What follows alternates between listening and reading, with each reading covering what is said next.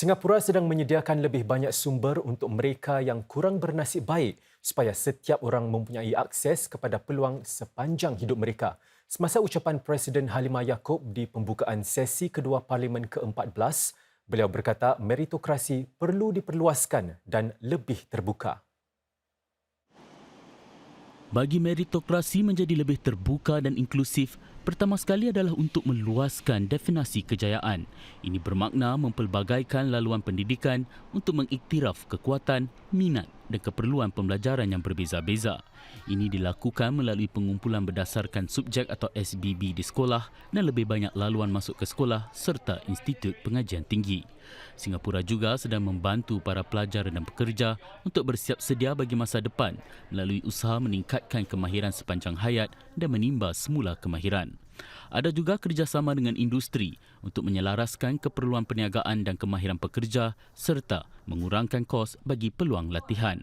Pada masa yang sama, pemerintah mahu mengukuhkan jaminan bagi para pekerja. Satu rangka kerja yang menilai permohonan PAS Pekerjaan atau EP akan menggalakkan pasukan yang terdiri daripada gabungan rakyat Singapura dan para pemegang EP yang berkemahiran. Singapura juga mahu meningkatkan pekerja bergaji rendah dengan meluaskan perlindungan model gaji progresif. Ini akan membawa manfaat dalam kalangan 9 daripada 10 pekerja menjelang Julai depan. Selain meningkatkan kemahiran dan mewujudkan pekerjaan lebih baik, membantu pekerja bersara dengan baik juga satu keutamaan. Selaras dengan gaji yang kian meningkat, had gaji bulanan tabung simpanan pekerja atau CPF juga akan dinaikkan bagi membantu golongan berpendapatan sederhana lebih menabung. Menteri Tenaga Manusia Dr. Tan See Leng memberi jaminan kepada semua rakyat Singapura bahawa asalkan mereka bekerja dan menyumbang tetap kepada CPF, mereka akan dapat memenuhi keperluan asas persaraan. Singapura memberikan golongan warga emas jaminan lebih kukuh mengenai jagaan kesihatan dan perumahan. Semasa berucap di pembukaan sesi kedua Parlimen ke-14 malam, Presiden Halimah Yacob menyeru agar disediakan jaringan keselamatan sosial pada setiap tahap kehidupan bagi menangani ketidakpastian. Penduduk Singapura semakin menua dengan pantas dan menjelang 2030, satu daripada 4 warga tempatan dijangka berusia 65 tahun ke atas. Usaha sedang dijalankan untuk mereka semula prasarana jagaan Singapura bagi menyokong penuaan di dalam masyarakat. Ini termasuk pilihan perumahan baru seperti apartmen jagaan masyarakat CCA yang menyepadukan khidmat yang disesuaikan dengan keperluan warga emas. Ia juga memberi akses kepada pelbagai kemudahan berdekatan seperti pusat penuaan aktif yang menyediakan pelbagai kegiatan rekreasi. Ini membolehkan warga emas meniti usia senja di rumah mereka secara berdikari.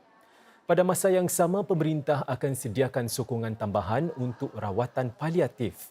Ini bagi meningkatkan mutu kehidupan para pesakit yang berada di luar hospital dengan lebih ramai yang pilih untuk menghabiskan sisa hayat mereka di rumah. Oleh itu, terdapat usaha meningkatkan kemahiran kaki tangan jagaan kesihatan serta mengukuhkan bantuan dana untuk jagaan paliatif. Namun daripada menyediakan rawatan kepada mereka yang jatuh sakit, Singapura ingin beralih tumpuan kepada usaha pencegahan. Ini menerusi inisiatif SG Lebih Sihat yang bermula Julai nanti.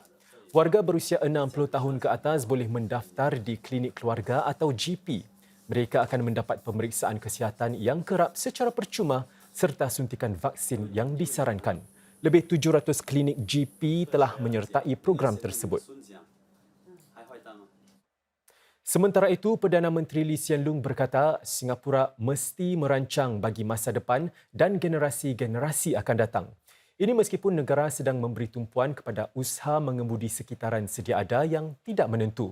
PM Lee berkata demikian semasa menyentuh tentang ucapan Presiden Halimah di Parlimen semalam. PM Lee menambah beliau bakal menyampaikan ucapan dalam perbahasan mengenai ucapan Presiden Halimah minggu depan. Para anggota parlimen lain juga bakal memberikan ucapan dalam perbahasan tersebut. PM Lee turut mengalu-alukan perbincangan idea itu bagi membina Singapura yang lebih baik dan cerah untuk semua. PM Lee juga berkata usaha bersepadu masyarakat dan set minda yang betul diperlukan bagi menangani kesan negatif para penduduk yang semakin menua. Beliau berkata demikian di majlis pelancaran buku bertajuk Singapore Aging, Issues and Challenges Ahead siang tadi. Ia menyorot hakikat suram keretakan masyarakat serta beban biaya rawatan kesihatan ke atas ekonomi jika Singapura gagal uruskan tren penduduk yang semakin menua. Individuals must embrace aging positively. You can't help your hair growing grayer or sparser, but you can stay open to change. You can keep learning and remaining productive for as long as you can. At home, families need to connect and engage with seniors and encourage them throughout their aging journey. And at the workplace too, employers need to support older workers and tap on their experience and the value they bring. As a society, we must strengthen the culture of respect towards our seniors. Buku tersebut memaparkan pandangan para penyelidik dan pengamat merentasi sektor jagaan dan khidmat sosial. Ia menerangkan tentang implikasi penduduk yang menua serta menawarkan huraian kepada isu-isu sedemikian. Antara topik yang disentuh termasuk pendigitalan serta jagaan akhir hayat. PM Lee berkata pemerintah akan menerajui usaha tersebut. Antaranya dengan melaksanakan dasar-dasar seperti meningkatkan usia persaraan, memastikan wang persaraan yang mencukupi serta mengukuhkan sistem jagaan kesihatan tempatan. Ia akan terus melabur dalam pembinaan prasarana jagaan kesihatan yang baru serta meningkatkan prasarana sedia ada. Julat khidmat jagaan sosial dan rawatan jangka panjang dalam masyarakat juga bakal diperluas. If we can do all these things right, if all of us, individuals, families, employers, society and the government, can come together with the right mindsets and strategies to tackle aging in our society. And if we can follow this through and come up with policies, implement them, make things happen on the ground, then we stand a good chance of realizing the alternative scenario also presented in the book, where seniors are healthy, savvy, actively engaged in productive and meaningful activities, well respected, and society benefits from their collective wisdom and experience. Timbalan Perdana Menteri Lawrence Wong menggesa agar para relawan diuruskan dengan lebih baik. Ini khususnya bagaimana mereka dilibatkan dan dikekalkan. Bercakap di satu persidangan industri, DPM Wong menarik perhatian kadar kerelawanan merosot kepada 22% berbanding 35% pada 2016. Encik Wong berkata para pemimpin pertubuhan perlu melabur dalam pembangunan para sukarelawan dan membantu mereka memahami tujuan sumbangan mereka. NCSS has found that social service agencies which focus on strengthening their volunteer practices, for example by hiring a full-time volunteer manager or putting in place a volunteer management system, will see a significant increase in regular volunteers. And these agencies, in turn, are able to scale up and serve many more beneficiaries. Acara siang tadi dihadiri sekitar 2,000 peserta. Antaranya adalah kumpulan bantu diri Sinda yang berkongsi amalan-amalan baik untuk mengekalkan para sukarelawannya.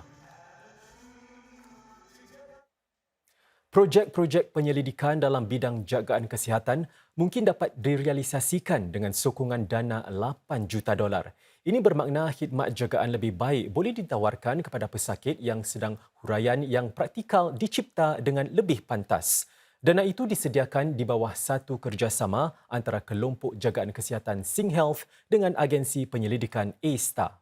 Projek pertama yang akan disokong di bawah kerjasama Terjemahan Jagaan Kesihatan HTP bertujuan menghasilkan teknologi bagi mengesan sesetengah penyakit mata lebih awal. Ini termasuk software yang membolehkan para doktor menilai pesakit melalui cara yang kurang invasif. Misalnya, imbasan seperti ini memberikan gambaran tentang saiz, ketumpatan dan kesan parut pada kornea mata pesakit. Ini sekaligus membolehkan rawatan diberikan lebih awal. Projek-projek lain yang akan menerima sokongan adalah dalam bidang teknologi perubatan, sains data, kecerdasan buatan AI dan khidmat kesihatan. Sebuah pejabat kerjasama khas juga akan ditubuhkan. Ia akan membolehkan para pakar dalam 3 bidang inovasi jagaan kesihatan untuk bekerjasama dengan rakan-rakan industri dan penyelidik. Ini mungkin bermakna hasil inovasi boleh dipasarkan dengan lebih cepat lagi.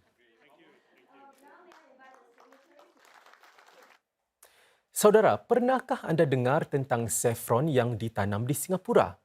Sebuah kemudahan baru kendalian sebuah syarikat pemula tempatan kini menjadikannya satu realiti. Dengan menggunakan teknologi genom pertanian yang mengubah genom tanaman, para petani kini boleh menghasilkan tanaman yang berdaya tahan iklim. Ini membolehkan Singapura membina daya tahan makanan demi mengurangkan kesan terhadap gangguan pada bekalan makanan dari luar negara. Kemudahan pertanian ini adalah satu peningkatan pada premisnya yang sebelum ini terletak di Henderson. Dengan ruang yang lebih besar, ia dijangka dapat menuai 500 kg tanaman setiap bulan, satu tambahan 30% berbanding sebelum ini. Dengan memanfaatkan teknologi, tanaman seperti buah stroberi boleh tumbuh pada suhu yang lebih tinggi sepanjang tahun.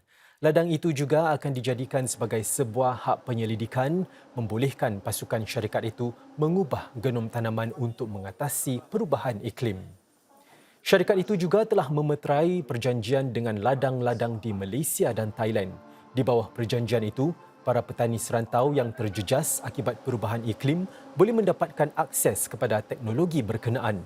Ini sekaligus membolehkan mereka meningkatkan kecekapan dan daya penghasilan tanaman.